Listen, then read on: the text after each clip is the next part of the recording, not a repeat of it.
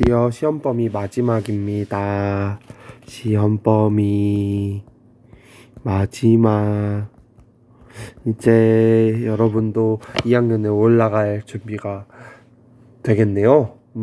준비가 됐는지 안 됐는지 모르겠네. 근데 항상 이야기하죠. 최선을 다하라고 이야기하잖아요. 일단 주어진 상황에 최선을 다하는 여러분이 되었으면 좋겠어요. 네, 수업 나가도록 할게요. 오늘은 조선의 세금제도 정리할 건데요. 교과서는 66쪽이랑 68쪽이에요. 살펴보도록 할게요. 원래는 동아시아에서는 세금을 조, 용, 조로 내요. 조, 용, 조.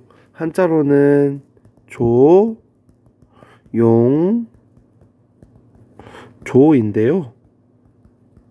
이 한자들은 몰라도 됩니다. 이 조용조라는 제도가 어느 나라의 제도인지는 알면 좋을 것 같아요. 이거는 당나라의 제도였습니다.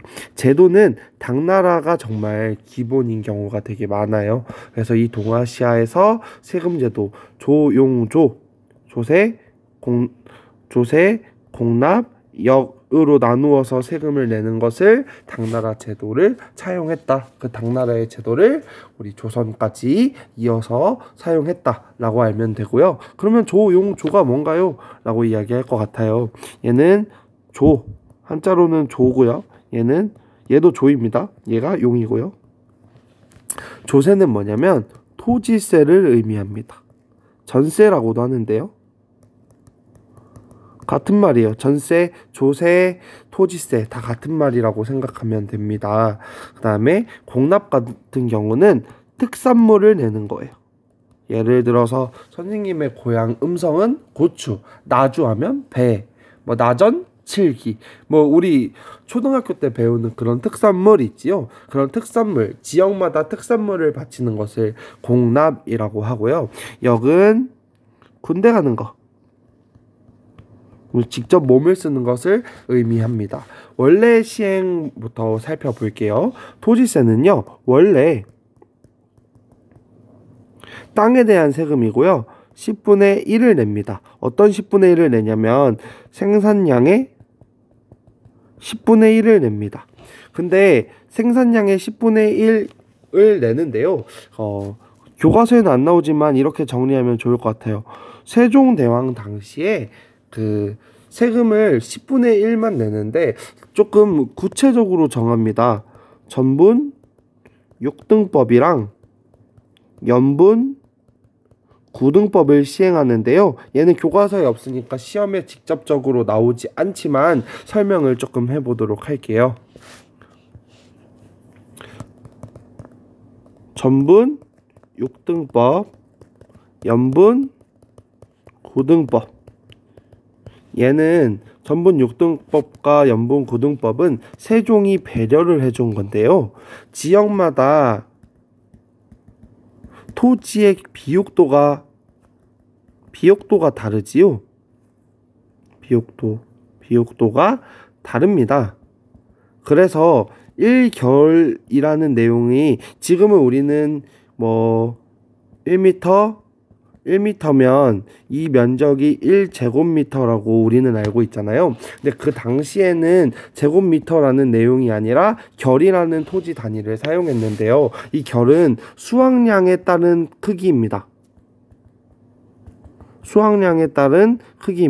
그래서 땅이 비옥하면 1결에 대한 토지가 줄어들겠죠. 적은 양에도 더 많은 양이 나오니까. 땅이 척박하면 1결의 크기는 넓어지겠습니다. 이해합니까? 수확량이 정해져 있어요. 이만큼을 생산하면 1결입니다. 근데 전라도 같이 땅이 비옥한 곳은 작은 땅에서 이만큼의 수확량이 나오고, 강원도와 같이 척박한 땅은 수확량이 넓어야 이만큼 나온단 말입니다. 그래서 토지의 비옥도가 달라서 1결을 재는 기준이 다르기 때문에 그 기준을 땅의 비옥도에 따라서 나눈 게 전분 6등법이에요.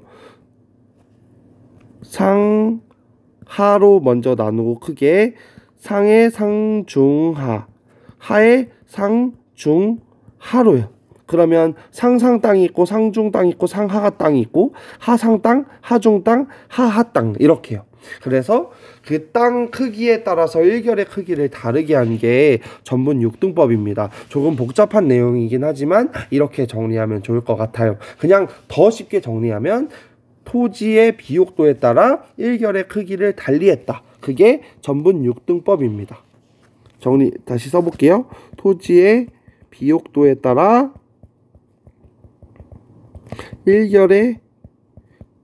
토지 일결의 크기를 달리함. 이게 전분 6등법이고요. 연분 9등법은 뭐냐면 같은 땅이어도 그 매해 수확량이 다르겠죠. 풍년이 있고 흉년이 있지 않겠습니까? 풍년일 때는 세금을 많이 내도 되고 흉년일 때는 세금을 적게 내야 되겠지. 풍년일 때는 세금을 적게 내야 되겠지. 그렇기 때문에 풍년과 흉년을 나눕니다. 어떻게 나누냐면 얘도 똑같이 상중하의 상중하, 얘도 상중하, 얘도 상중하. 그러면 상상년, 상중년, 상하년, 중상년, 중중년, 중하년, 하상년, 하중년, 하하년 이렇게. 그래서 상상년 가장 풍년일 때는 1결당 20두를 냈고요. 흉년일 때 가장 안 좋을 때는 1결당 토지 1결당 4두를 냅니다. 그러니까 세종대왕은 비옥도에 따라서 일단 일결의 크기를 달리했고요. 그게 전분 6등법이고요. 그 다음에 풍년과 흉년에 따라서 연분 9등법 9가지로 나누어서 세금을 부과했다. 이게 기본입니다. 그래서 원래 시행을 추가적으로 하면 폐단이 없으니까 여기 이 조세 같은 경우는 폐단을 지울게요. 여기는 그래서 토지 1결당 몇 두? 4두에서 20두 부과했다고. 이게 조세에 대한 내용입니다. 공납과 같은 경우는 원래 어떻게 시행했는지 살펴볼게요. 공납은 특산품을 냅니다. 토산물이라고도 하는데요. 토산물. 특산물을 내는 것을 공납이라고 합니다. 얘는 부과 기준이 뭐냐면 호마다 부과해요. 호는 집을 의미합니다. 한자로는 지금 호 쓴 거예요. 집집마다 부과합니다. 그냥 집집마다 그 지역의 특산물을 부과시켜요. 이게 공납에 대한 내용입니다. 역에 대한 내용을 살펴볼게요. 역은 군역과 요역으로 나누는데요. 군역은 군대 가는 것을 의미하고요. 요역은 성곽을 만들거나 도로를 만들거나 또는 막 그 일자리에 들어가서 그 사회 간접사본을 만드는 SOC를 만드는 것을 요역이라고 합니다. 얘는 어떻게 부과했냐면 성인 남자 16살부터 60살 사이의 남자에게 이 역의 의무가 있었고요. 여기에는 이 직접 군대에 가거나 역을 치르거나 또는 안 가는 대신 사람 한 명당 포 1피를 냈습니다. 원래요. 이게 역입니다. 각각 이제 어떠한 폐단이 있는지 살펴볼게요. 조세 같은 경우는 국가가 어느 지역은 4두, 어느 지역은 20두, 지역마다 막 다르니까 계산하기가 너무 복잡한 거예요. 그러다 보니까 그냥 모든 지역을 고정하자, 영구히 정하자라고 이야기합니다. 시정은 뭐냐면 토지 1결당 4두에서 6두로 고정시킵니다. 이거를 뭐라고 하냐면 인조 때부터 시행했는데요.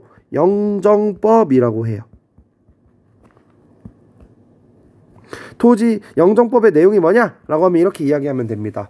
토지 1결당 세금을 4도에서 6도로 고정시켰다 라고 정리하면 될 것 같아요. 공납과 같은 경우는 폐단이 어떤 폐단이 있냐면요, 공납의 폐단 살펴볼게요. 얘는 방납의 폐단이라고 이야기하면 될 것 같은데요, 이거에 대한 내용을 살펴봐야 될 것 같아요. 방납의 폐단의 내용을 살펴볼게요. 방납의 폐단은 이런 것입니다. 예를 들어서 선생님 음성이라는 곳은 충청북도입니다. 충청북도는 우리나라에서 유일하게 바다가 없는 동네예요. 바다가 없습니다. 그럼 바다가 없는 동네에 살고 있는 임종일한테 어떠한 폐단이 있었냐면, 세금으로 특산물로 뭐를 내라고 하냐면 전복을 내라고 하는 거야. 그러면 이 음성에 살고 있는 이 임종일 씨는 전복을 구할 수가 있어요, 없어요? 당연히 없겠지. 전복을 구할 수가 없단 말이야. 전복이 뭔지도 모르고 살 수도 있다고. 그래서 이 임종일은 셔틀이 필요했어요. 셔틀을 누구로 할까요? 셔틀. 이 셔틀을 방납업자라고 하는데요, 이 강의를 올려달라고 재촉한 승수라고 할게요. 내가 김승수를 시키는 거야. 김승수한테 내가 돈을 주고 김승수가 전복을 사옵니다. 그리고 이 사온 거를, 전복을 사와서 이 셔틀이 국가에 내요. 근데 이 김승수가 이 임종일한테 원래 전복이 100원이면 1000원을 받는 거야, 개당.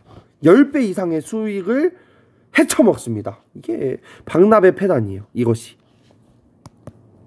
특산품이 없으니까 특산품을 대신 사오게 시키는데 수수료를 10배 이상 헤쳐먹어요. 또는 그래서 임종일이 너무 화가 나서, 나 김승수 말고 거치지 않고 내가 직접 전복을 사러 갈 거야. 직접 전복을 사서 싸게 전복을 사서 돌아옵니다. 그 다음에 국가를 내려고 하면 국가가 안 받아줘요. 품질이 안 좋다는 이유로. 야, 품질이 안 좋아. 사실 품질이 안 좋은 게 아니라 김승수랑 국가가 연결돼가지고 그 관리한테 김승수가 돈을 막 준 거지. 그러니까 국가는 김승수가 바치는 공납만 받는 거지, 특산물만. 이게 이제 방납의 폐단이에요. 다시 돌아가서 보면 폐단은 방납의 폐단입니다. 그래서 이것을 시정하기 위해서 어떤 일이 일어나냐면, 광해군 때 특산품이 아니라 토지 1결당 12두를 부과합니다. 그러니까 집집마다 내던 세금을 토지를 가진 사람한테 넘기는 제도를 대동법이라고 해요. 이것을 대동법이라고 합니다. 이제 특산품을 내는 것이 아니라 뭐를 내게 한다? 쌀을 내게 하는 거지. 1결당 12도를 부과하는. 그러니까 특산품 대신에 쌀이나 돈으로 대신 납부하게 하는 것을 대동법이라고 합니다. 그러면 여기서는 결과가 중요한데요, 대동법에서는. 그러면 결과는 어떻게 되냐? 임종일이라는 사람은 그냥 국가에다가 토지 1결당 12도를 납부합니다. 그러면 국가가 필요한 물품을 대신 셔틀을 시켜요. 대신 시키는 것을 담인이라고 하겠습니다. 염담인한테 시켜요. 염담인이 전복도 사오고 뭐 감도 사오고 뭐 특산품들을 막 사옵니다. 그리고 이 사온 거를 국가에 납부합니다, 이 담인이가. 그러면 임종일이라는 이 세금 내는 임종일이라는 사람은 간단하지. 자기가 그냥 토지에서 나오는 세금을 내면 되니까 임종일이라는 사람은 굉장히 간단하고, 국가는 변할 게 없지. 국가는 그냥 셔틀 시켜서 물건을 사오면 되니까 국가는 변할 게 없고. 그래서 이 대신 사오는 이 셔틀을 어용상인을 뭐라고 하냐면 공인이라고 합니다. 공인. 그래서 대동법의 결과 공인이라는 세력이 등장해요. 그리고 우리 조선 사회가 자본주의 사회가 됩니다. 이 공인이 돈을 주고 사고, 물건을 사오고 돈을 주고, 이런 체계가 형성되기 시작하면서 공인이 등장하게 되는 것, 이게 공납이에요. 역 같은 경우는 폐단이 있는데요, 역의 패단 같은 경우는 군대를 안 가려고요. 당연하지. 군대를 가고 싶은 사람은 없습니다. 진짜 직업군인이 아니라면 군대를 가고 싶은 사람은 없어요. 거기다가 양반은 세금을 안 내요. 양반은 포를 안 냅니다. 그러다 보니까 백성들한테 부담이 너무 많이 되는 거야. 그래서 이것을 해결하기 위해서 사람 한 명당 2필에서 1필로 줄여주는 제도를 시행합니다. 이것을 뭐라고 하냐면 얘는 영조 때 시행했는데요. 영조 때 역을 균등하게 한다. 균역법이라고 해요. 역을 균등하게 한다. 균역법. 그래서 원래는 선생님 수업을 잘못했네요. 포 2필입니다. 2필. 원래 2필. 근데 세금을 한 명당 포 2필을 내던 것을 한 명당 1필로 내는 것을 균역법이라고 합니다. 그러면 세금이 걷는 양이 절반이 줄었겠지. 세금이 원래 이만큼 거쳤다면 균역법을 시행하면 절반으로 줄일 거 아니야. 그래서 부족한 부분은 결작을 부과합니다. 얘는 토지 1결당 2두예요. 2두. 1결당 2두를 추가로 내게 하고요. 또한 양반들한테도 세금을 내게 합니다. 그걸 뭐라고 하냐면 선무 군관포를 내게 해요.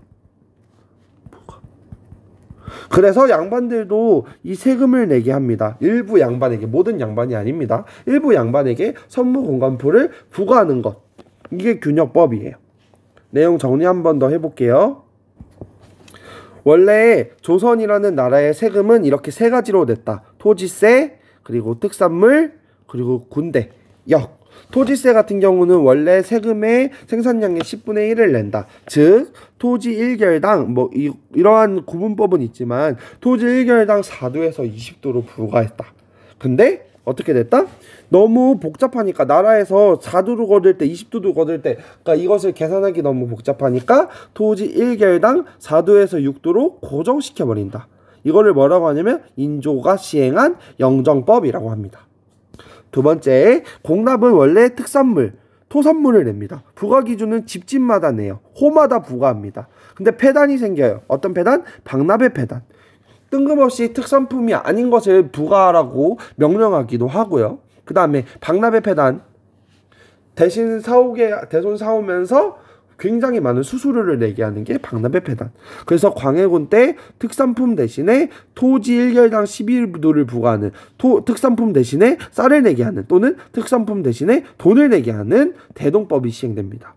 이 대동법이 시행하면서 국가는 공인한테 물건을 대신 사오게 하고 그래서 이 공인이라는 세력이 등장하게 된다.